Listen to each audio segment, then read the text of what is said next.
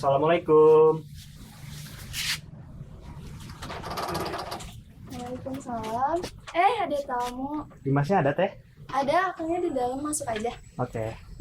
Yuk. Sih, ya. Nah, bukan.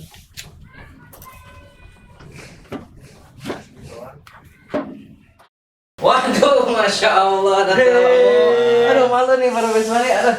Gimana? Alhamdulillah, alhamdulillah. Pengantin baru, pengantin baru. Masih ya, baru beres mandi nih. Duduk. Aduh. Wah, Dim, selamat ya. Soalnya nggak bisa datang kemarin. Nggak apa-apa. Ya, saya juga minta maaf. Waktu kamu nikah, saya sama istri lagi di Bali. Biasa lagi. Waduh. Ayo. Ya, nggak apa-apa. Makasih ya udah datang ya. Siap. Tapi kalian kan ada uzur gitu, nggak apa-apa. Iya. Ngomong, cuma berdua. Eri mana? Tadi bilang menyusul sih, belum ada kabar lagi. Bentar malu, acak-acakan. Assalamualaikum. Waalaikumsalam. Ini. Selamat ya. Siap-siap Pengantin baru nih ya. Alhamdulillah.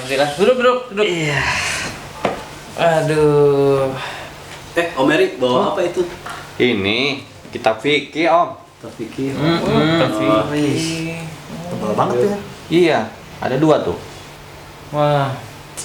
Oh iya bentar. Saya nyiapin dulu minum ya. Barangkali haus.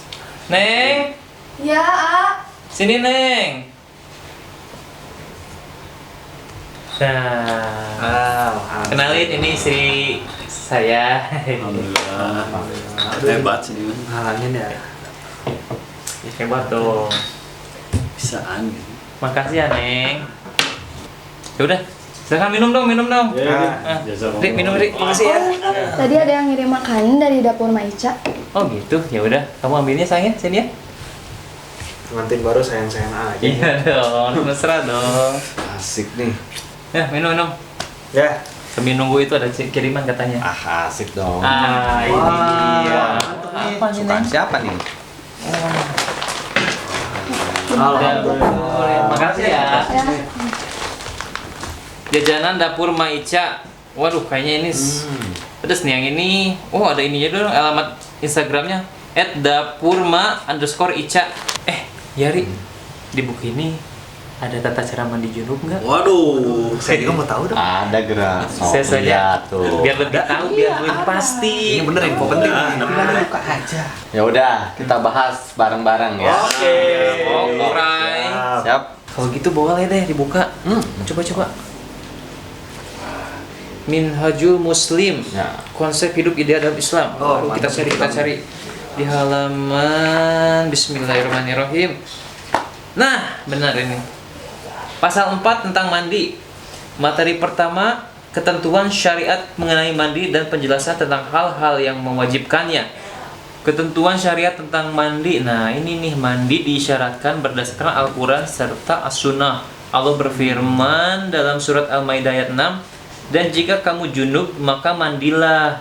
Dalam ayat yang lain Allah berfirman, An-Nisa ayat 43, "Jangan pula hampiri masjid sedang kamu dalam keadaan junub, kecuali sekedar berlalu saja hingga kamu mandi." Oke. Dan juga Rasulullah SAW bersabda, "Jika suatu kemaluan bersentuh dengan kemaluan yang lain, maka mandi telah wajib atas keduanya." Nah, itu tentang syariatnya. Ini ada lagi nih hal-hal yang mewajibkan mandi.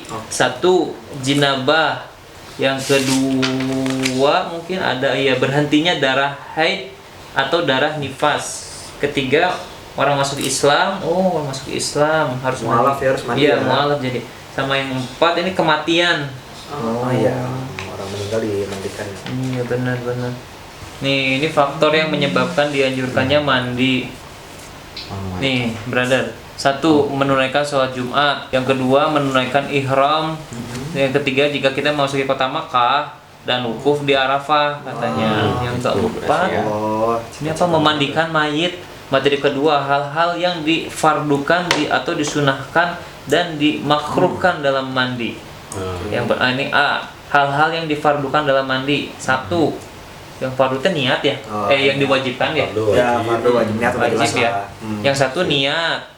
Apalagi nih, apalagi. Yang kedua, menyiramkan air ke seluruh tubuh secara merata, sehingga diyakini bahwa air tersiram secara merata ke seluruh tubuh. Seluruh ya. Seluruh katanya. 3. Menggosok sela-sela jari dan mengurai-urai rambut kepala dan rambut yang lainnya, serta memperhatikan bagian-bagian anggota tubuh yang sulit tersiram air seperti pusar dan bagian yang lainnya. Jadi harus semua basah ya, semua bagian tubuh terkena gitu ya. Bener Ki. Coba kamu baca. Coba pengen baca. Nih, Nah, saya tadi coba udah sampai nih. sini. Terusin. Hal-hal yang disunahkan dalam mandi. Nah, yang pertama membaca bismillah gitu ya, karena itu bagian dari syariat kita ya, dalam setiap melaksanakan amal yang baik. Kedua, membasuh kedua telapak tangan. Yang ketiga, dimulai dengan menghilangkan kotoran. Nah, jadi kalau misalnya ada yang kotor, nah itu dulu aja yang dibersihin. Yang keempat, mendahulukan anggota wudhu sebelum membasuh tubuh yang lain. Yang kelima, berkumur, menghirup air serta membasuh lubang kedua telinga, yakni bagian dalamnya. Nah, ini ada bagian yang berikutnya nih, hal-hal yang dimakruhkan dalam mandi. Nah, dimakruhkan, jadi kalau bisa jangan dilakukan gitu ketika kita mandi. Oh iya. Ada yang pertama, yaitu berlebih-lebihan dalam menggunakan air. Nah, itu boros ya, karena Nabi mandi cukup dengan 1 sya atau kurang lebih 2,75 liter. Waduh. Irit gitu. Yang kedua, mandi di tempat yang bernajis karena dikhawatirkan akan terkena najis gitu kan bagian tubuh kitanya. Yang ketiga, mandi dengan lebihan air yang dipakai bersuci oleh istri. Yang keempat, mandi tanpa penutup. Makanya mandi di area terbuka gitu ya, kan nanti aurat bisa kelihatan sama orang lain. Kirain mandi harus pakai baju, bukan Oh, ya? bukan.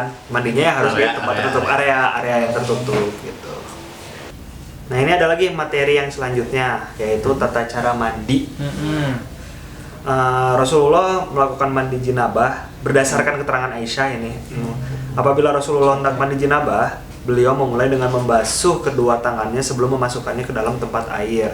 Kemudian membasuh kemaluannya dan berwudu seperti wudu untuk menunaikan sholat. Kemudian membasahi rambutnya dan menyiram kepalanya sebanyak 3 kali. 3 kali ya. Selanjutnya menyiramkan air ke seluruh tubuhnya. Nah, itu kurang lebih tata cara mandi sesuai syariat seperti itu. Adapun hal-hal yang dilarang ketika janabah adalah kesatu yaitu membaca Al-Quran. Nah, karena ini berdasarkan hadis Nabi yang berbunyi, perempuan yang sedang haid serta orang-orang yang sedang junub tidak dibolehkan membaca sesuatu apapun dari Al-Quran. Seperti itu kira-kira ya.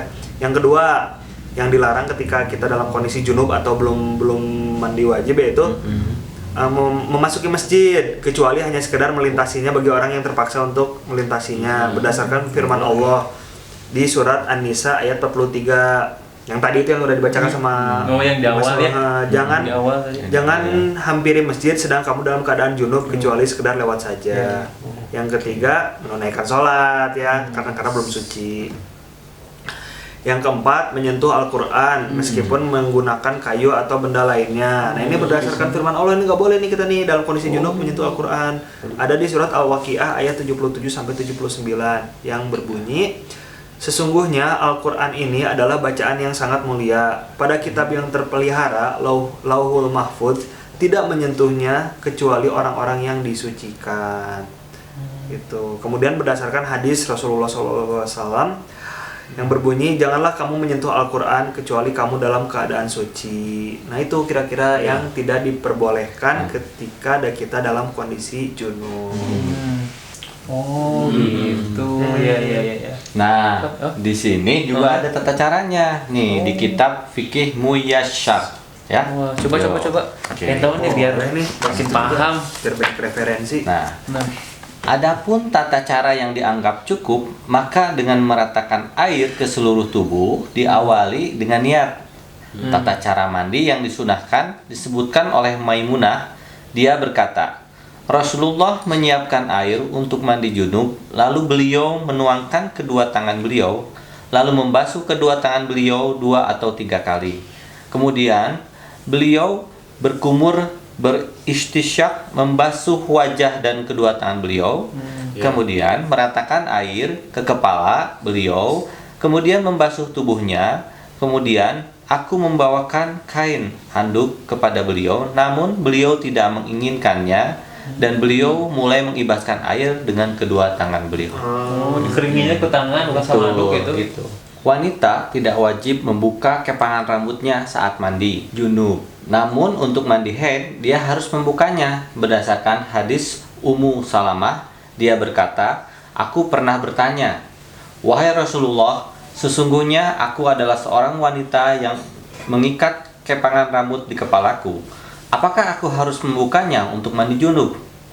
Beliau menjawab, 'Tidak perlu. Kamu cukup hanya mencidukkan air sepenuh kedua telapak tangan ke kepalamu 3 kali cidukan, kemudian kamu mengguyurkan air ke seluruh tubuh, maka kamu sudah suci.'" Begitu. Oh, cukup segitu ya. Gitu. Oke. Udah sampai situ penjelasannya ya? Iya. Alhamdulillah. Nah, jadi begitu Din, kalau ada dalilnya kita enak gitu. Iya. Alhamdulillah. Kalau udah tau kayak gini kan, jadi bisa menunjuk tiap hari. Ya udah, guys, kita ngambil dulu. Kita ngambil dulu, siap.